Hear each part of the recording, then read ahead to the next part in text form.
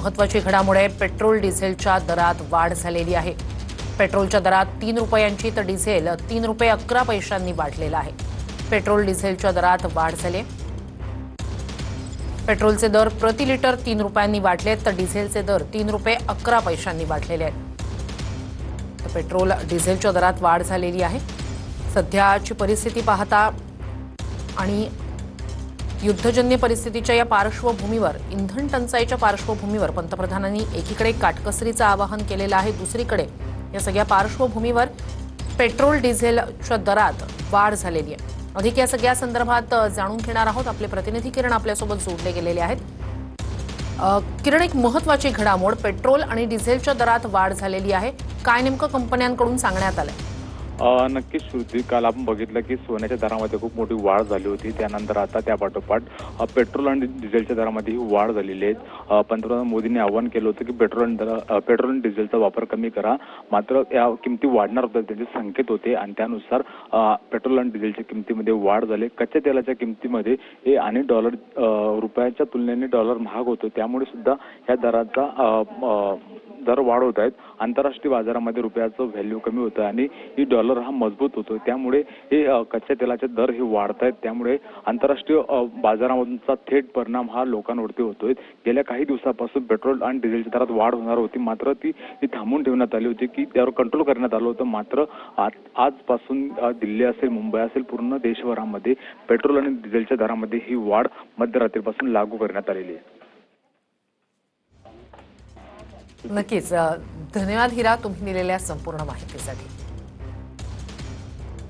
Petrol डिझेलच्या दरात 3 रुपयांनी वाढ झालेली आहे। पेट्रोलच्या दरात 3 रुपयांची तर डिझेलच्या दरात 3 रुपये 11 पैशांनी वाढ झालेली आहे।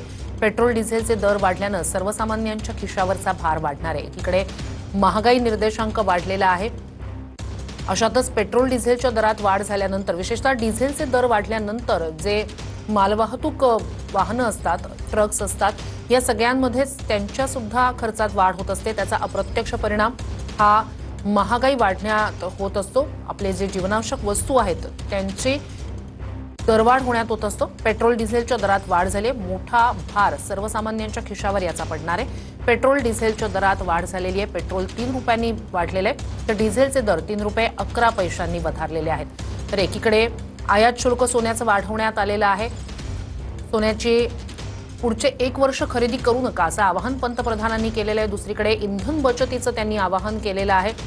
खाद्यतेलाच्या प्रमाणात, म्हणजे जे तुम्ही वापरता खाद्यतेल त्या प्रमाणात सुद्धा थोडीशी कपात करा, ही सुद्धा एक प्रकारची देशभक्ती आहे असं पंतप्रधानांनी म्हटलेलं होतं।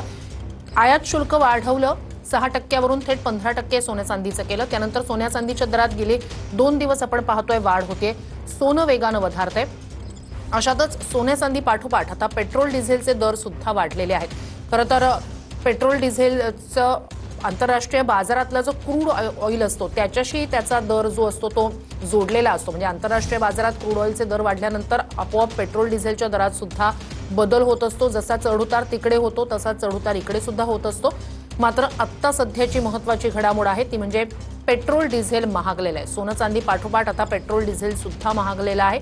मोठी घडामोड आहे, सर्वसामान्यांच्या खिशावरचा भार यामुळे वाढणार आहे। पेट्रोल थेट प्रति लिटर 3 रुपयांनी वाढलेला आहे आणि डिझेल 3 रुपये 11 पैशांनी वधारलेला आहे। याचा सर्वसामान्यांच्या दैनंदिन बजेटवर आणि महिन्याच्या बजेटवर परिणाम होणार आहे। तर सोन्या चांदी पाठोपाठ आता